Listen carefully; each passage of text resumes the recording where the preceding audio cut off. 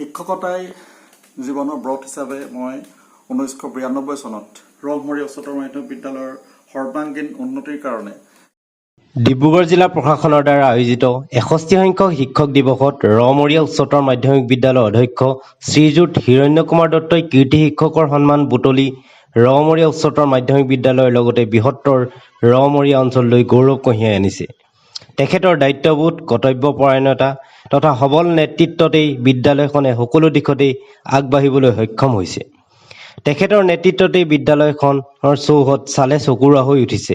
ইয়াৰ উপৰিও বিদ্যালয়ৰ ৰিজাল্ট লেখত ল'বলগীয়া।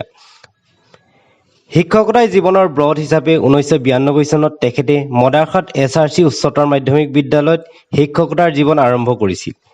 স্বৰ্গীয় ঘনকান্ত দত্ত আৰু শ্ৰীমতী শীতলা দত্তৰ তেখেত আছিল সুযোগ্য সন্তান। 1994 চনত তেখেত মন্দাকিনী গগৈৰ লগত বিবাহপাশত আবদ্ধ হয়। 1917 চনৰ মে' মাহত তেখেতে স্থায়ী অধ্যক্ষ হিচাপে ৰহমৰীয়া উচ্চতৰ মাধ্যমিক বিদ্যালয়ত যোগদান কৰে। অধ্যক্ষ হিচাপে যোগদান কৰিয়ে তেওঁ ৰহমৰীয়া উচ্চতৰ মাধ্যমিক বিদ্যালয়ৰ সৰ্বাংগীন উন্নতিৰ বাবে অহোপুৰুষাৰ্থ চেষ্টা কৰিছিল। তেখেতৰ সবল নেতৃত্বৰ বাবে 61 সংখ্যক শিক্ষক দিৱসত ডিব্ৰুগড় জিলা প্ৰশাসনে তেখেতক জিলা কীৰ্তি শিক্ষকৰ সন্মানেৰে সন্মানিত কৰিছে। আমাৰ ফালৰ পৰা ছাৰলৈ থাকিল অশেষ শুভকামনা আৰু অভিনন্দন।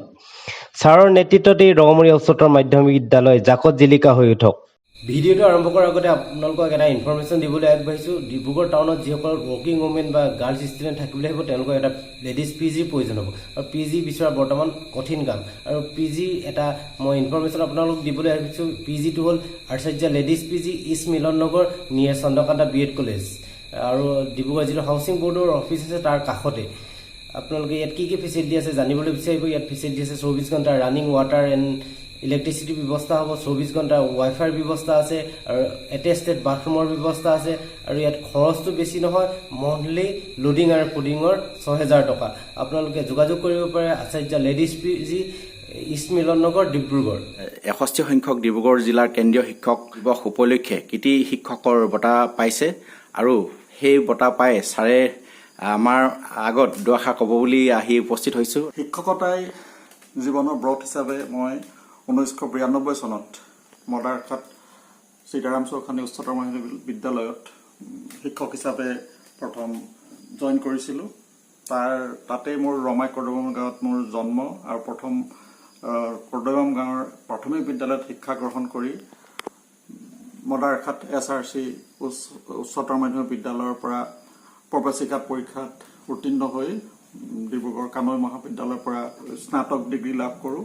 তাৰ পিছতেই মদাৰখাট সীতাৰাম চৌখানী উচ্চতৰ মাধ্যমিক বিদ্যালয়ত চৰকাৰী নীতি নিয়মেৰে মই চৰকাৰী নীতি নিয়ম শিক্ষকতাৰ জীৱন প্ৰথম আৰম্ভ কৰোঁ। 1992 চনৰ পৰা 2017 চনলৈকে তাত সুদীৰ্ঘ 25 বছৰ শিক্ষকতা কৰাৰ পিছত 2017 চনৰ মে' মাহত স্থায়ী অধ্যক্ষ হিচাপে ৰহমৰীয়া উচ্চতৰ মাধ্যমিক বিদ্যালয়ত মই জইন কৰোঁ আৰু তাৰ পিছতে এই ৰহমৰীয়া উচ্চতৰ মাধ্যমিক বিদ্যালয়ৰ সৰ্বাংগীন উন্নতিৰ কাৰণে যিখিনি আন্তঃগাঁথনিৰ পৰা আদি কৰি ছাত্ৰ ছাত্ৰীৰ বহি বিদ্যায়তনিক দিশ সকলোখিনি সামৰি বিদ্যালয়ৰ ছাত্ৰ ছাত্ৰীৰ শৈক্ষিক দিশত বিশেষ গুৰুত্ব আৰোপ কৰি বিদ্যালয়ৰ উচ্চ মাধ্যমিকৰ পৰীক্ষাৰ ফলাফল বা উচ্চতৰ মাধ্যমিকৰ পৰীক্ষাৰ ফলাফল উন্নতমানৰ কৰিবৰ কাৰণে অহোপুৰুষাৰ্থ চেষ্টা কৰিছিলোঁ আৰু সেই অনুসৰি বিদ্যালয়ৰ আন্তঃগাঁথনি তাৰ উপৰিও বিদ্যালয়ৰ শৈক্ষিক দিশ তথা ছাত্ৰ ছাত্ৰীৰ সৰ্বাংগীন উন্নতি কৰাই মোৰ জীৱনৰ প্ৰথম লক্ষ্য ব্ৰত হৈছিল।